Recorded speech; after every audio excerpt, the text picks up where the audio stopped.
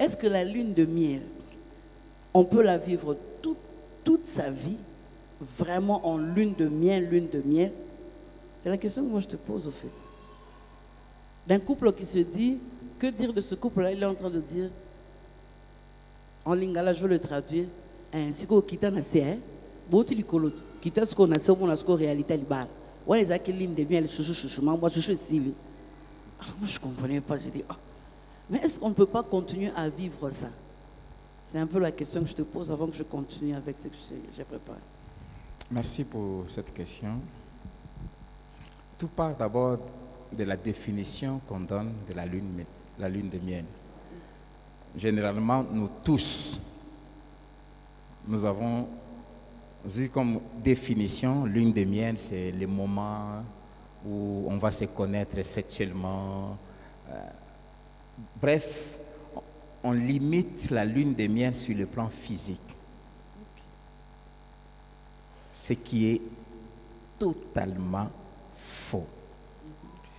Avec toutes ces années dans le mariage, je suis arrivé à me faire moi-même, à la lumière de toutes les expériences, mais aussi de ce que la parole de Dieu dit sur la vie des couples, une définition sur la lune de miel.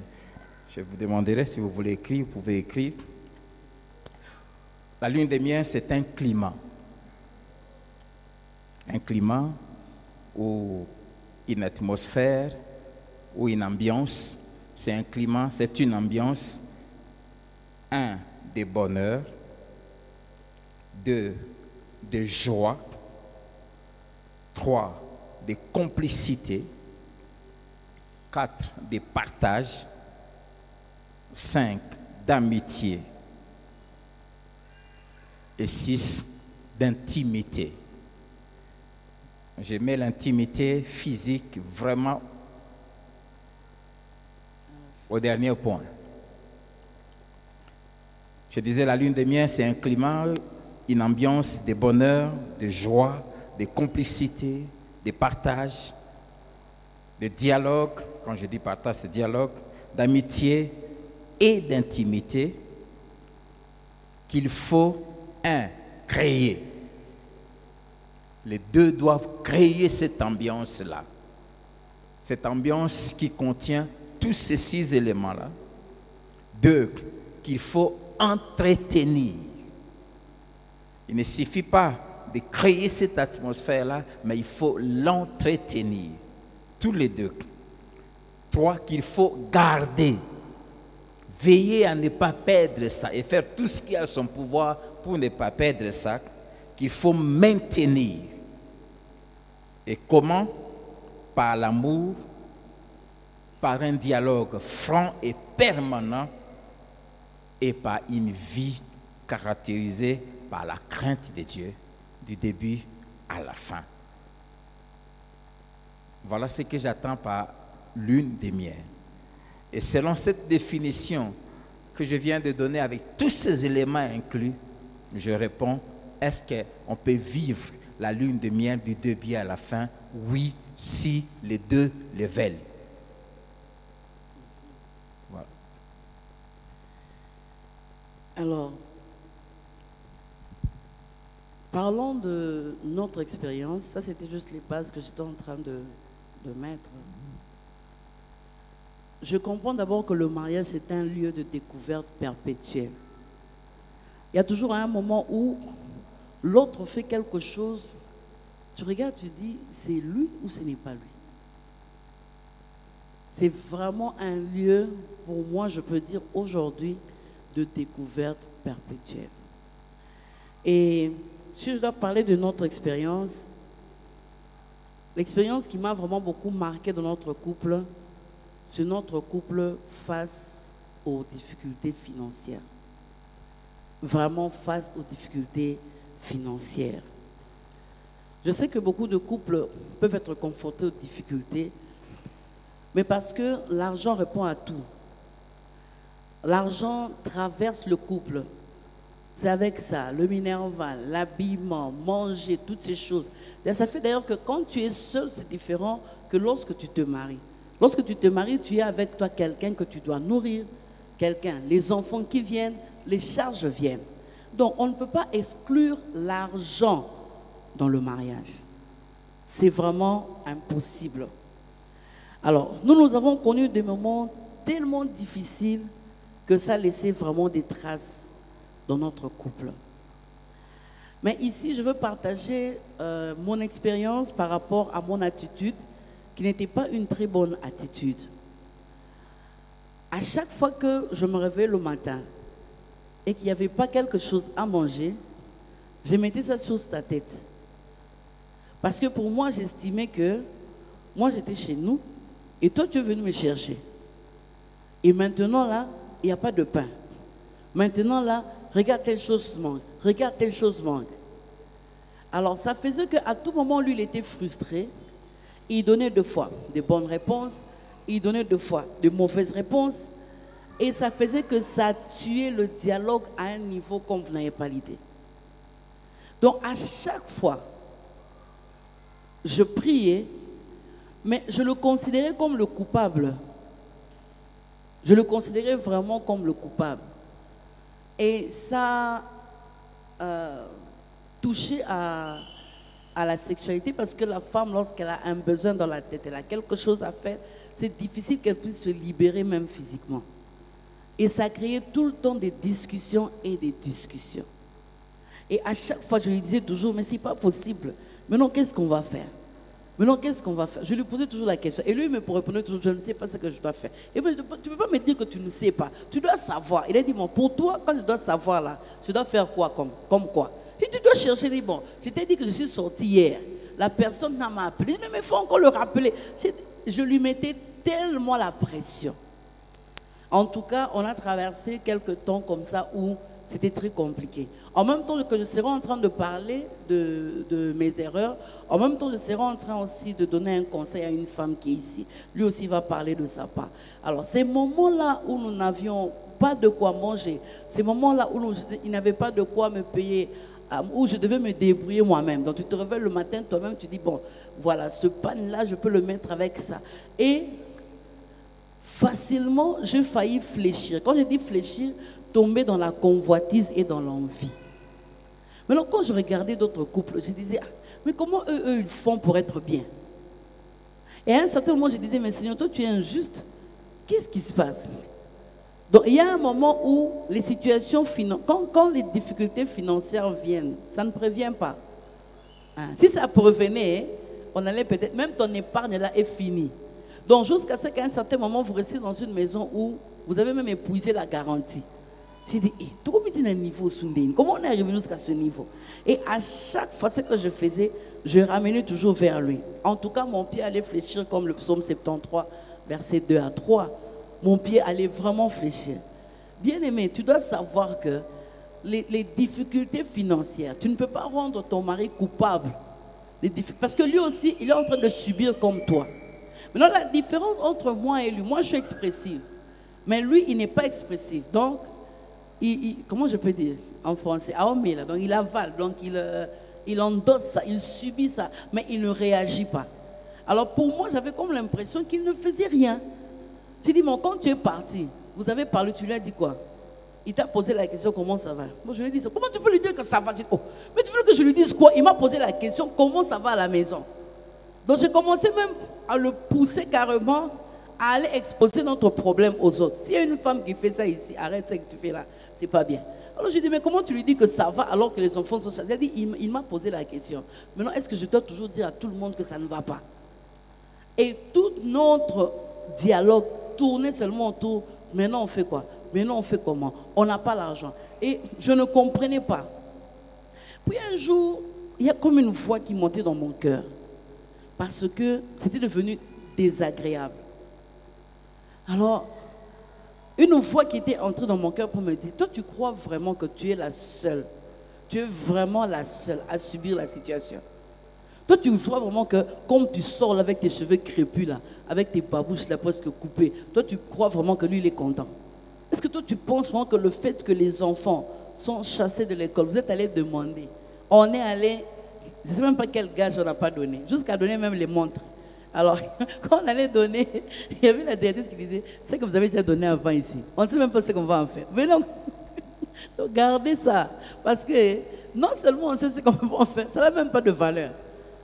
Donc on n'avait même pas quelque chose de valeur, on pouvait aller donner. Donc on commence même à nous dire, bon, papa, gardez ça, hein? On laisse l'enfant pour une semaine. Après une semaine, en tout cas, vous voyez quand même notre bonne foi. Hein? Voyez. Et puis ça fait encore mal quand on t'appelle pasteur. Aïe, il te dit, pasteur, gardez un peu votre montre. Hein? On sait que vous avez déjà donné ici. Alors, tu vois déjà quelqu'un qui subit une chose comme ça à l'école, là où il vient. Maintenant, quand il revient, il me trouve à la maison. Maintenant, donc, l'Isuka Yapam, il passe, il part dormir. Et puis je le suis. Hein, c'est comment l'autre était parti? Je vais t'expliquer. Comment tu vas m'expliquer? Dis-moi seulement maintenant. Je veux savoir. Qu'est-ce qu'ils ont dit? Comment on trouve une solution? Il dit, maman, tu étais ici. Quelle solution tu as trouvée? Toi, tu étais ici. Moi, je suis sorti. Et puis on commençait. Donc, cette situation financière avait vraiment empoisonné notre dialogue. Et je ne savais pas à quel moment parler. C'est-à-dire, quelqu'un qui vient déjà de subir une telle humiliation, dès qu'il entre directement, tu l'attaques directement. Hein, qu'est-ce qu'il a dit? Mais toi aussi, il fallait même prendre. J'ai dit, maman, tu veux que j'amène quoi? Mes chaussures ici, c'est la seule paire que j'ai. Je vais aller donner ça. Je vais faire quoi? Et la voix est en train de me dire, tu n'es pas la seule à subir cette pression-là. Bien que la voix me parlait au fond de moi-même, mais j'ai discuté. Mais je priais, je chantais, je faisais tout pour le Seigneur. Et le Saint-Esprit est en train de me dire, tu es en train d'attrister ton mari. Arrête de faire ce que tu es en train de faire. Et moi, je disais au Saint-Esprit, donne-lui alors le travail, comme ça je vais l'arrêter de l'attrister. Donc j'étais vraiment très têtue. Et puis quand je parlais jamais je parlais toujours, hein, maintenant on va faire quoi? Déjà le temps. Il dit, maintenant quand tu me parles comme ça, tu veux maintenant que je fasse quoi? Mais tu trouves une solution, maintenant tu veux que je fasse quoi? Je commence déjà. Mais quand tu cries, je ne comprends pas. Toi tu penses que moi j'ai une banque quelque part, donc je vais seulement cliquer comme ça, pas, et puis les diamants sortent. Je ne sais pas si tu penses à quelque chose. Tu vois tel que je suis ici. C'est tout ce que je n'ai rien. Mais je lui mettais tellement la pression. Jusqu'à ce qu'un jour, je suis allée à un deuil. Quand je suis arrivée à ce deuil-là, il y avait une femme qui avait perdu son mari. Et c'est depuis ce temps-là que quand je suis rentrée, c'est pour cela que je voudrais parler à une femme ce soir. Les difficultés financières que vous êtes en train de traverser, lui aussi il subit la même pression. Le problème, c'est que lui n'est pas expressif. Toi, tu peux parler, mais lui, il ne parle pas. Donc, il ne fait que prier. Et puis il est calme. Et il fait tout ce qu'il peut faire. Il ne peut pas aller chez son ami pour commencer à lui dire, on a chassé les enfants, on a fait... Il ne va pas le faire. C'est exposer votre famille.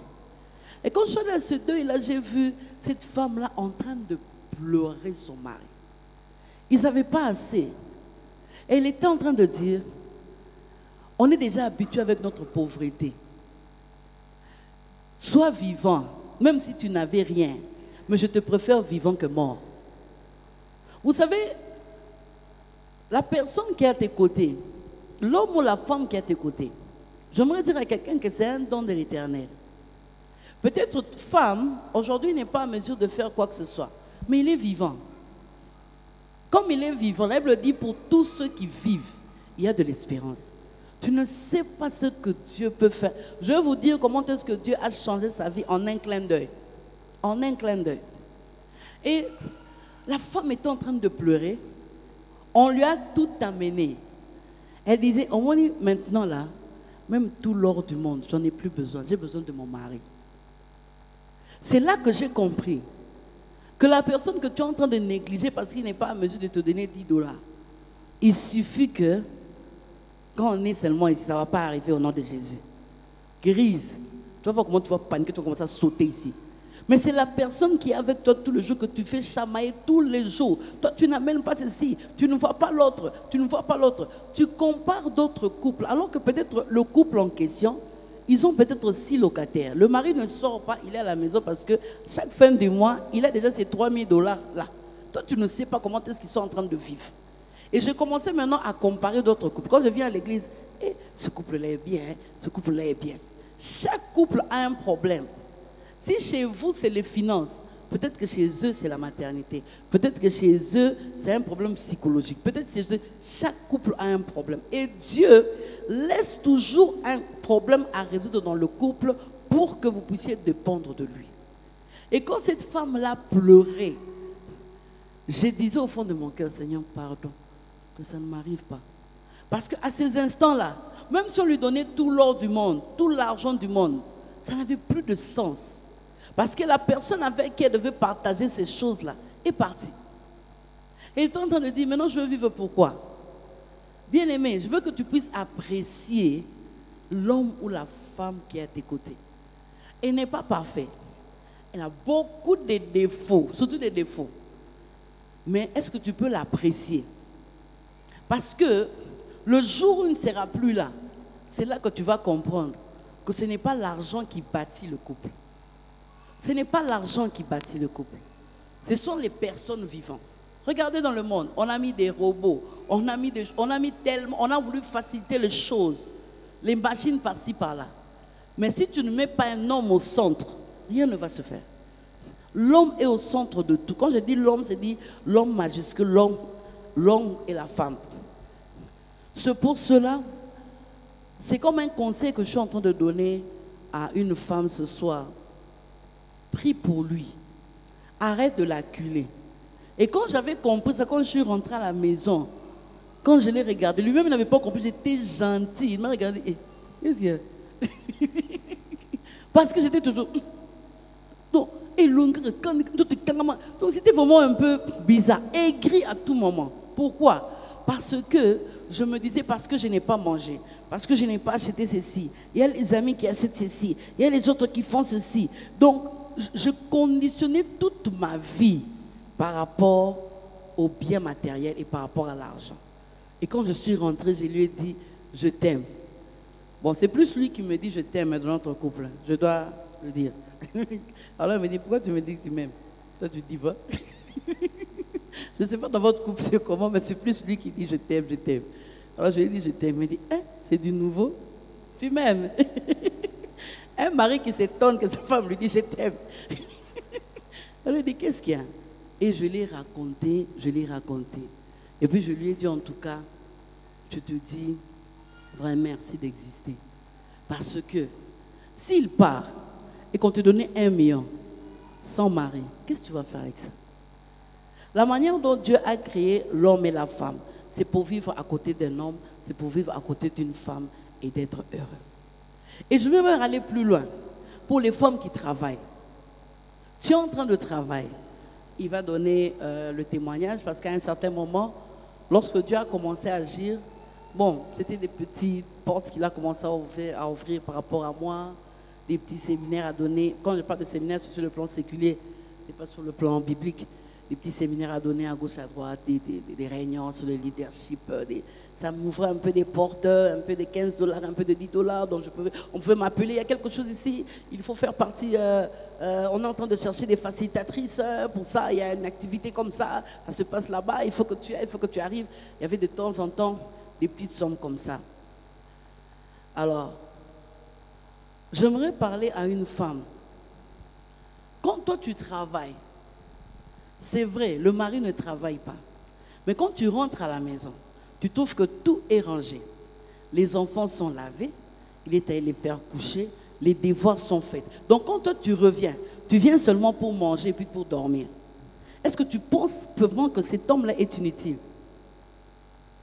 Parce qu'aujourd'hui, tu peux avoir l'argent, tu peux travailler. Mais lui, jusque-là, il ne peut pas encore travailler. C'est pour cela, toi qui travailles aussi, et que le mari, pour le moment, Dieu n'a pas encore ouvert la porte de l'emploi, tu dois toujours être reconnaissant.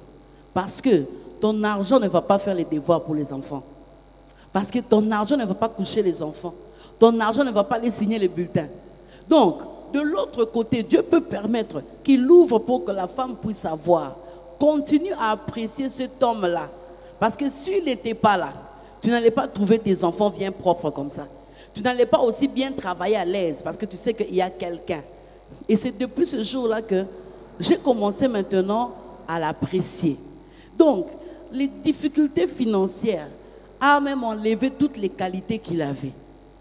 Et j'ai commencé à le regarder, je disais, En tout cas, tu es patient. Dans notre couple, mon mari est très patient. C'est sa patience qui m'a changé. Moi, je ne suis pas trop patiente. Alors, le Saint-Esprit m'aide petit à petit. Ça marche, non? Ça marche, non? Ok, on y va petit à petit. Mais il est très patient. Très patient. Alors, et ça m'a vraiment beaucoup aidé. J'ai commencé à le regarder. Le Saint-Esprit me disait, est-ce que tu peux te réveiller un beau matin? Tu lui dis tout simplement, je t'aime. Tu es vraiment patient. Que mon Dieu te bénisse. Même quand il sort pour aller chercher, je ne prononçais même pas une parole de bénédiction qui pouvait l'accompagner. Tout simplement parce que j'étais égoïste en fait. Je ne regardais que moi. Et puis le Saint-Esprit me disait, toi au moins, tu as au moins 5, 6, 7 habits. Lui, il n'a que 2 chemises et une seule veste. Quand il sort là, est-ce que tu ne peux même pas ouvrir ta bouche pour dire que mon Dieu t'accompagne, que mon Dieu soit avec toi? Mais quand il sort là, tu pars. Nous, on est là. Et le Saint-Esprit me dit, est-ce que tu sais que tu peux aussi le bénir? Et j'ai commencé à changer. Quand il sortait, c'est vrai que des fois quand il sortait avec un petit sachet et qu'il revenait sans sachet, je disais, hey, aujourd'hui c'est férié, tu es rentré, il n'y a rien. J'ai commencé à l'embêter. Pourquoi? Parce que le Saint-Esprit m'a fait comprendre que vous subissez à 2. Vous êtes à 2. Tu n'es pas la seule à subir. Alors tu ne dois pas mettre ça sur ta tête, sa tête. Il n'a pas prévu de ne pas avoir l'argent maintenant. Et une chose, j'ai commencé à le bénir. Il veut sortir, je dis, bon, viens, je te bénis. Quand il revient, même s'il n'a pas trouvé, je dis, bon, on va rendre grâce à Dieu, même si tu n'as pas trouvé. Mais au début, quand il revenait, quand je vois déjà qu'il n'y a pas de sachet, quand il fait même bisou, tu sens au moins que... Donc tu sens au moins que même la personne qui a beaucoup marché, mais quand il revient, l'accueil qu'il reçoit, ça le décourage encore et encore. Et à ce moment-là, mon mari a commencé à souffrir des maux d'estomac aigus. Des maux d'estomac. Bien aimé, si tu ne gères pas bien les situations financières, les difficultés financières dans votre couple, tu es en train de tuer à petit feu ton mari. Il se peut que lorsque l'argent viendra, il aura tellement de maux dans son corps que vous allez commencer à perdre l'argent pour commencer à le soigner. Alors tu peux le préserver des maux d'estomac. Alors que je suis en train de parler, moi j'aime la pratique. Je crois qu'il y a des couples ici. Je parle aux femmes, hein? Je parle seulement aux femmes mariées qui sont ici. Regarde ton mari. Dis-lui 3 qualités que tu aimes chez lui. 3 qualités que tu aimes. Oublie un peu le petit conflit qu'il y a eu ce matin ou avant que vous veniez. Parce qu'il se peut que vous veniez dans une réunion de couple qui est beau. Pas dit déjà partir à partir déjà de la voiture là-bas, ça n'a pas marché. Dis non. Moi, je vais dire. C'est difficile de femmes de reconnaître. Moi, je sais ça. Mais je fais un effort. Je vais dire à haute voix. Dis 3 choses. 3. Je regarde la femme de Marc là-bas. Même le couple modèle ici. 3. Tu es beau. Le plus beau des hommes. Quand je regarde ici, il n'y a que des statuettes. Et puis tu es patient. Et j'aime ta manière de servir Dieu. Ça m'encourage, ça me fait du bien. Voilà. Et puis tu m'aimes comme j'aime. Hein? Ouais. On peut savoir le mot, hein? Là, après, tu peux faire entrer un dossier, ça va passer. Donc voilà. Alors, est-ce que les hommes aussi peuvent faire pareil? Parce que je vais passer à un autre point. Les hommes aussi peuvent faire pareil. 3 qualités. Même s'il y a un truc là. 3.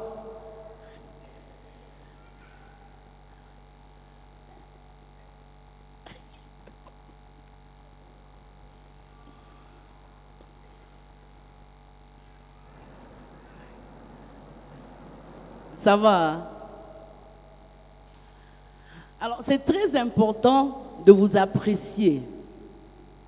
Parce qu'il y a une chose que Dieu m'a fait comprendre lorsqu'on passe des moments difficiles. Déjà, quand quelqu'un passe des moments difficiles, il est seul. Il n'a plus d'amis. Il n'a vraiment plus d'amis. Alors, le seul ami ou la seule amie qui reste, c'est toi. C'est elle, C'est vous deux. Vous n'êtes qu'à deux. Donc les amis qui vous appelaient tout le temps là, oh mon cher, c'est comment? Ils n'appellent plus. Alors, si vous ne vous entendez pas, si le climat est tellement glacial à la maison, ça devient encore beaucoup plus compliqué pour prier ensemble. Ça devient vraiment compliqué pour prier ensemble.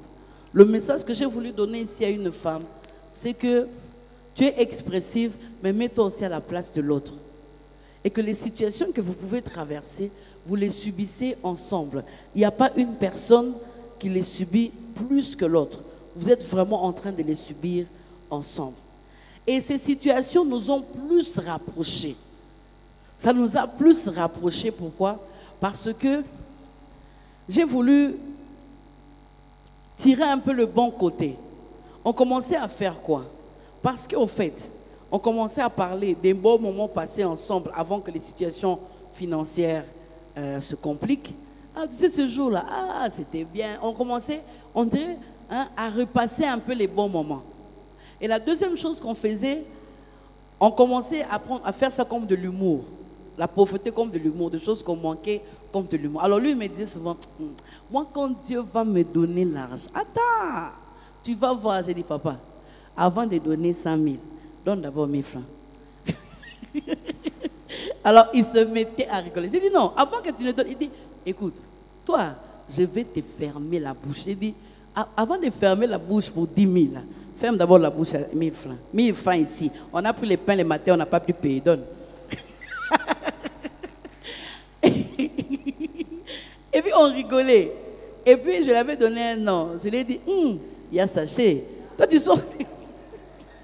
Balinga va demander ma mallette. Tu sors demander sachet, yaya. Alors, en fait, on a pris le bon côté pour en fait rigoler. Parce qu'il n'y a pas autre chose qui vous fait rigoler. Donc, à chaque fois, vous êtes buté à un défi. Vous êtes buté parce que chaque jour, vous avez besoin d'argent. Déjà, en vous réveillant le matin, le pain là même, il n'y en a même pas. Le sucre là, n'en parlons même pas. Donc, si vous avez déjà le sucre, c'est déjà de l'or. Alors, il faut bien les garder, il faut bien les préserver. C'est pour cela, comment est-ce que nous avons pu traverser ce temps? C'est en faisant des petites blagues comme ça. On riait, on rigolait, on faisait ça comme de l'humour. Alors moi je lui dis, il y a des choses que tu m'avais promis là, choses que tu n'as pas encore fait. Il a dit, toi, quand je rentre, je lui dis, tu connais tel couple là? Ils ont voyagé. Maman, tu vas voyager. Tu vas te fatiguer des avions. J'ai dit, avant de me fatiguer des avions, que je me fatigue d'abord d'une voiture. Je ne suis pas fatigué des voitures, toi tu vois avion. Et puis il se mettait à rigoler. Et puis, ça se passait bien. Et puis il disait, viens, on va prier. Mais il y a un événement qui est passé, qui m'a beaucoup marqué. C'est que moi j'étais très fragile. Parce que je parlais trop, je m'exprimais, parce que ça ne va pas et tout. Alors un jour, la nuit, il me réveille, il me dit, lève-toi, nous allons prier. Alors moi je lui ai dit, je ne veux pas prier. Il dit, pourquoi tu ne veux pas prier? Parce que j'ai répété la même chose. Donc jour après jour, Dieu là qui est au ciel, il sait que j'ai répété la même prière, il ne change toujours pas, il ne donne toujours pas. Alors, non seulement je ne veux pas prier, on est beauté d'incrédulité, je ne vais pas regarder la télé, je ne vais pas, parce que je suis fatigué, je ne veux plus prier, va prier toi-même. Alors, il est resté, j'ai aimé son attitude, il n'a rien dit, il s'est mis là. Il a commencé à prier. J'entendais sa prière. Il disait, Seigneur, je ne la condamne pas. Elle est fatiguée. Est-ce que tu sais que moi aussi je suis fatiguée? Parce qu'elle, elle parle. Moi, je ne parle pas. Mais je m'approche pour moi et elle. Pardonne-la d'abord pour ce qu'elle a dit. Mais, Père, soyons quand même clairs. Elle a aussi raison. Hein? C'est pour cela que je prie. Ouvre les portes. Seigneur, agis. Il a commandé. Donc la manière dont il avait prié, il avait tellement parlé à Dieu que je ne suis même plus allé regarder la télé. Je me suis aussi agenouillée et on a commencé à prier ensemble. Il se peut que dans le couple, l'autre puisse faiblir, l'autre soit fragile face à une situation. Mais il faut que l'autre conjoint sache comment relever l'autre et l'aider. Parce qu'aujourd'hui, c'est toi qui es fort. Mais demain, c'est l'autre qui sera faible. Et l'autre jour, c'est l'autre qui sera faible. Alors, que faire à chaque fois et ça m'a toujours marqué. Et depuis ce jour-là, j'ai dit à Dieu, je ne veux plus refuser à prier. Je crois que tu as compris ce que mon mari m'a dit. Mon mari t'a dit, pardonne-moi aussi, hein, comme je t'avais dit ça. Mais tout qui n'est pas, tout ce qui n'est pas, il faut que la porte, papa. Il faut que la porte pour coller la pelle qui y a. Donc j'ai commencé vraiment à prier parce que quelque part, il me soutenait et il m'aidait par rapport à ça. Bien-aimée jeune sœur, chère femme, si tu ne fais pas cet exercice-là que je te dis, ce que j'ai fait, les solutions que nous avons trouvées, tu vas commencer à idéaliser les hommes d'autrui. Il y a des gens qui ne sont pas tombés dans l'adultère, mais qui est en train déjà de s'imaginer, si j'avais épousé celui-là, si tu avais épousé celui-là, ça n'allait pas marcher. Parce que c'est l'homme qui est à tes côtés que Dieu t'a donné. C'est la femme qui est à tes côtés que Dieu t'a donné. Pour fermer cette porte-là, parce que c'est une porte, c'est une grande brèche. Il y a beaucoup de femmes qui vivent avec leur mari, mais qui idéalisent, qui est déjà en train de dire, hey, en tout cas. Et puis, sache que tout ce que les amis disent, des fois c'est faux. Ou je viens de Chine, après je vais acheter. Peut-être qu'elle ment. Elle fait ça seulement pour se faire voir. Et toi, tu vas rendre ton cœur aigri pour rien. Et si ce soir, tu te retrouves dans cette situation-là, où tu as commencé à idéaliser un autre homme, à idéaliser une autre femme, tout simplement parce qu'il a ce que toi, tu n'as pas. Ce mari-là a ce qu'il n'a pas. C'est pour te dire aussi que ce n'est pas l'argent qui bâtit un couple. Ce qui bâtit un couple ne vient pas de l'extérieur. Ce qui bâtit un couple vient de vous deux. C'est à vous de vous asseoir et d'identifier les trésors précieux que Dieu a mis en chacun et vous mettre ensemble pour bâtir votre couple. Si tu te mets dans la tête que c'est quand j'aurai beaucoup d'argent que je serai heureux, bien aimé, tu es en train de te tromper. Parce qu'il y a des gens qui ont beaucoup d'argent, mais qui ne sont pas heureux. Qui ne sont pas du tout heureux. Être heureux, c'est de trouver la bonne personne, mais de mettre la troisième personne qui est Jésus. C'est là qui te donne la force. En cas de difficulté, c'est lui qui vous relève, c'est lui. Le matériel et toutes ces choses ne rendent pas heureuses, ne rendent pas heureux. Ça, c'est quelque chose de très important que j'ai voulu signaler par rapport à ça. Alors, n'idéalise pas, ne regarde pas une autre personne et commence à dire, si c'était sa femme, si c'était sa femme, si c'était sa femme, ça n'allait pas marcher. Mon mari me disait souvent, toi, si tu avais épousé notre homme, il allait déjà être en prison. Je dis, pourquoi tu dis ça? Il allait te taper à un niveau, je ne sais même pas. Donc bénis le Seigneur que ce soit moi. C'est pour cela que je bénis le Seigneur pour le mari que Dieu m'a donné et ça m'a aidé aussi à changer. Alors à ce point-là, il y a eu un moment où Dieu a commencé à ouvrir les portes. Quand Dieu commence à ouvrir les portes, on commence à oublier l'essentiel. Quand on n'avait pas, l'enfant est malade, huile d'onction, Seigneur je prie. Mais quand il y en a, l'enfant est malade, allô? Docteur, tu peux arriver? Oui, il fait la fièvre. Ok. Mais directement, tu appelles. Pourquoi? Parce que tu as. Quand il n'y en a pas, quand les difficultés, quand les choses arrivent, ou par exemple un malaise et tout ça, directement, oui, je peux trouver un visa? Ok, j'arrive le matin. Est-ce que tu peux déjà me prendre rendez-vous? Mais quand tu n'as pas et que la maladie frappe, qu'est-ce qui se passe? Directement, tu pars chercher Dieu. Alors, à un certain moment, j'ai failli me perdre. J'ai failli me perdre quand le Seigneur a commencé petit à petit à ouvrir les portes. Comme j'avais maintenant la possibilité, je travaillais, mon mari aussi travaillait, j'avais la possibilité d'entrer, d'acheter ce que je veux, parce qu'il me disait, maman, tu as beaucoup souffert, ton argent là, garde ça pour toi. Je n'ai même pas besoin de ça. Moi, je vais t'éprouver ce que je t'avais dit. Je t'avais dit que il ne faut pas acte. Pour ça, il faut pas 10 000. C'est ce qu'il faisait. Et quand le Seigneur a commencé à ouvrir... Et j'avais commencé à le faire et je le faisais vraiment. Quand le Seigneur a commencé à ouvrir les portes, j'ai commencé à oublier les coutumes que j'avais avec mon Dieu. J'ai commencé petit à petit à oublier les moments de prière personnelle.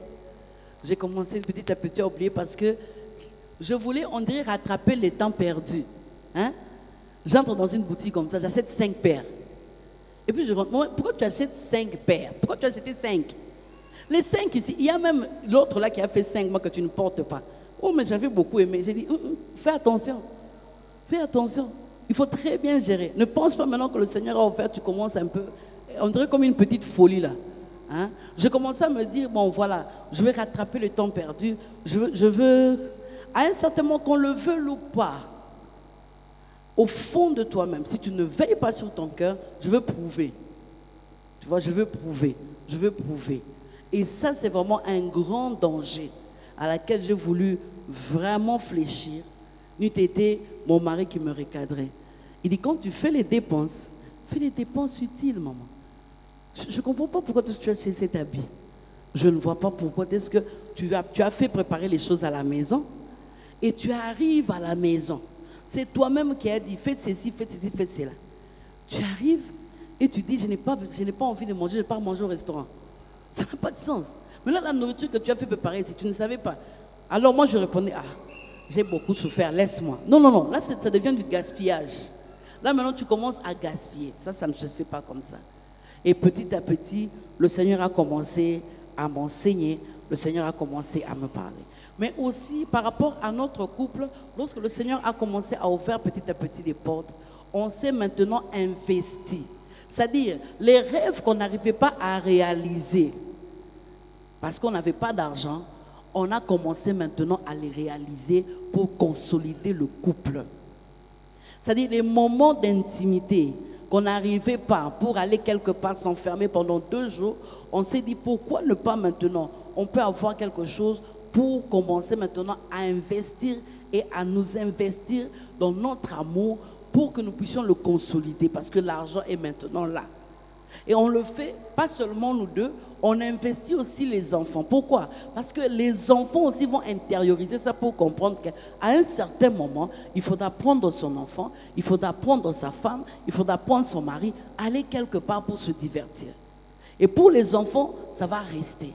C'est-à-dire, dans tout ce que nous sommes en train de faire, que rien ne puisse nous éloigner. Parce que lorsque les finances viennent, ça peut aussi vous éloigner.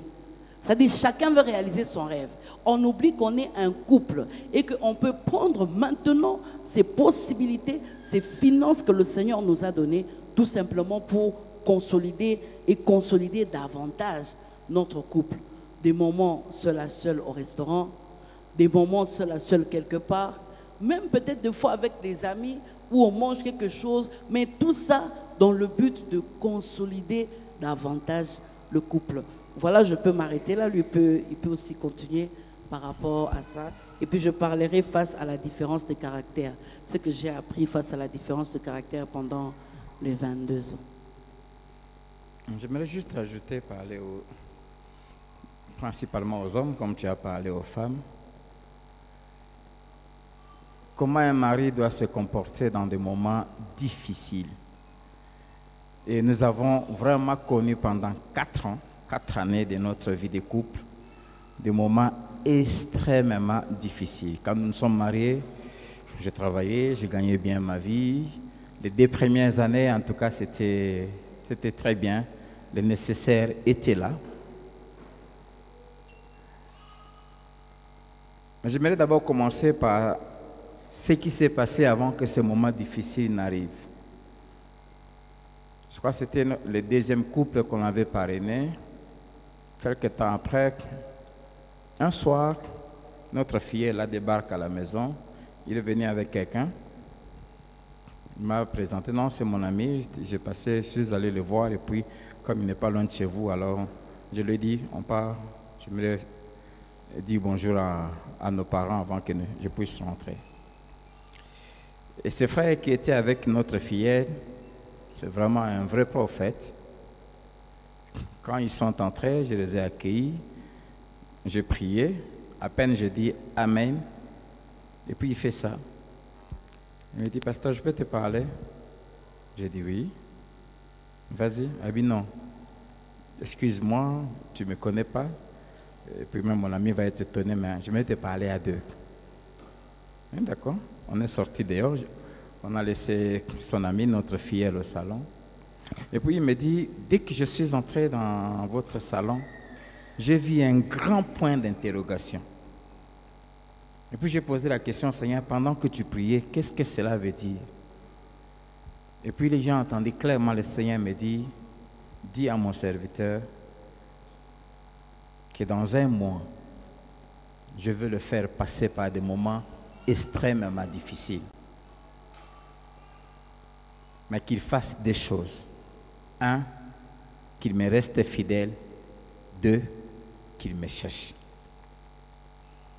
S'il reste fidèle, après ces moments difficiles, je commencerai à accomplir ce que je lui avais dit. Bon, j'avoue que j'avais vraiment pas pris ça au sérieux. Vraiment, comme il avait dit. Un mois après, tout a commencé à basculer. Je perds le travail, vraiment comme ça, et tout commence à se fermer. Et ça a été des moments extrêmement difficiles, où on manquait de tout, alors de tout. Il y a une chose que j'aimerais dire à un homme, ne t'engage pas dans le mariage si tu n'es pas sûr que tu connais bien ton Dieu. Si un homme marié, un chef de famille, doit chercher à avoir, c'est la connaissance de Dieu. Connaître son Dieu. Si je ne connaissais pas le Dieu que je servais, j'allais vraiment me compromettre. Comme elle a dit, les 6 premières années de notre vie de couple, je ne la reconnaissais pas un moment.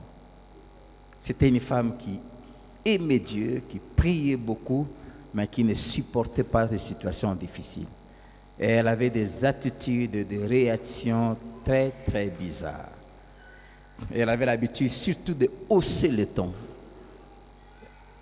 De nature, elle est directe, mais directe sans sagesse et en mal.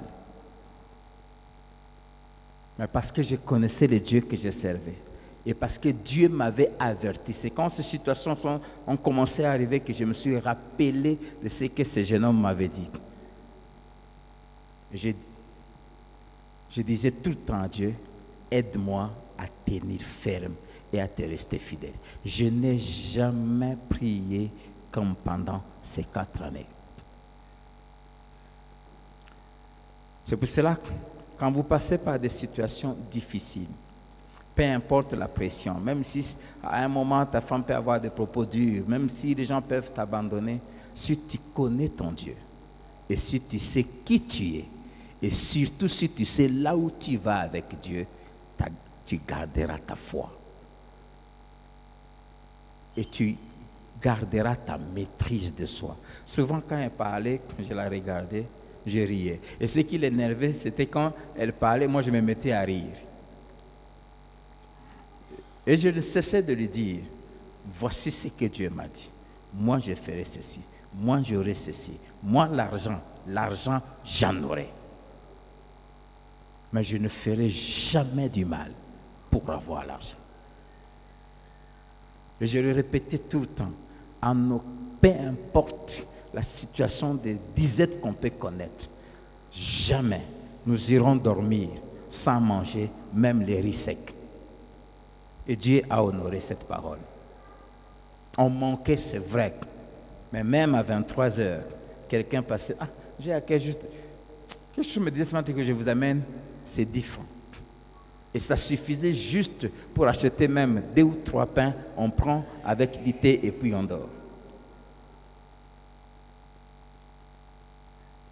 Et quand vous passez par des moments difficiles, chers frères, ne va pas frapper chez les hommes. J'ai appris à garder ma dignité, même quand je manque. Je n'allais dire à personne que je manquais. Et je ne demandais pas. Mais j'ai vu Dieu, je n'oublie jamais.